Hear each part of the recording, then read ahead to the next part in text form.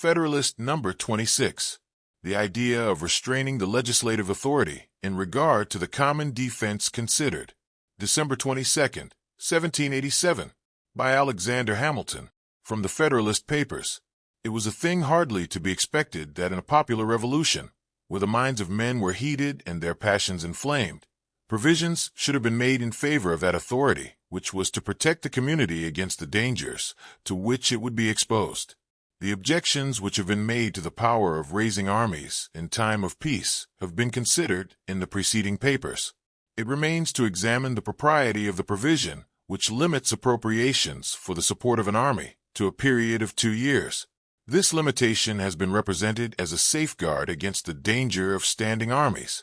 It ensures that the legislature must regularly reconsider the necessity of maintaining military forces. By requiring periodic approval, the Constitution places the power of the purse in the hands of the people's representatives. This creates a direct connection between the military and the will of the people. If the people disapprove of a standing army, they can elect representatives who will refuse to fund it. Thus, the control of military power ultimately rests with the citizens. Hamilton argues that this arrangement provides a strong security against abuse. Unlike systems where military authority is independent of public oversight, the Constitution ensures accountability through regular elections and legislative control. The House of Representatives, being elected every 2 years, reflects the immediate will of the people. This frequent election cycle ensures that the legislature remains responsive and accountable. The Senate, with longer terms, provides stability and continuity, balancing the more immediate responsiveness of the House. Together, these institutions create a system in which military power is both effective and restrained. Hamilton emphasizes that the true safeguard of liberty lies not merely in written limitations, but in the vigilance and engagement of the people. A government accountable to its citizens is less likely to abuse its powers. Thus, the Constitution does not rely solely on restrictions, but on a structure that ties authority to responsibility and public oversight. Publius.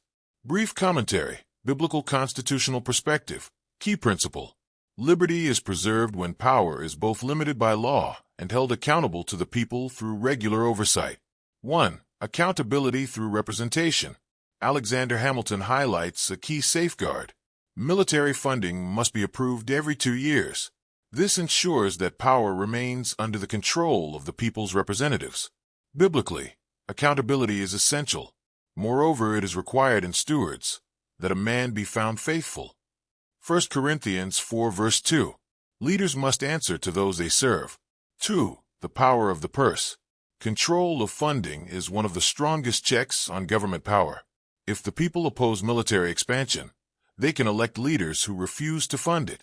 This creates a peaceful, lawful way to restrain power, rather than relying on force. 3. The role of civic responsibility. Hamilton makes an important point. No system can preserve liberty without an engaged and vigilant people. This aligns with biblical responsibility. To whom much is given, much will be required. Luke 12 verse 48. Freedom requires participation, not passivity. 4. Balanced government structure. The Constitution balances responsiveness, House of Representatives, stability, Senate. This prevents both rash decisions and unchecked authority. Practical application for today: stay engaged in elections. Accountability depends on participation. Understand the importance of legislative control over government power. Recognize that liberty requires vigilance, not complacency. Support constitutional structures that balance authority and restraint. Federalist number 26 teaches that freedom is secured not just by limiting power, but by ensuring that power remains accountable to the people through consistent oversight and active citizenship.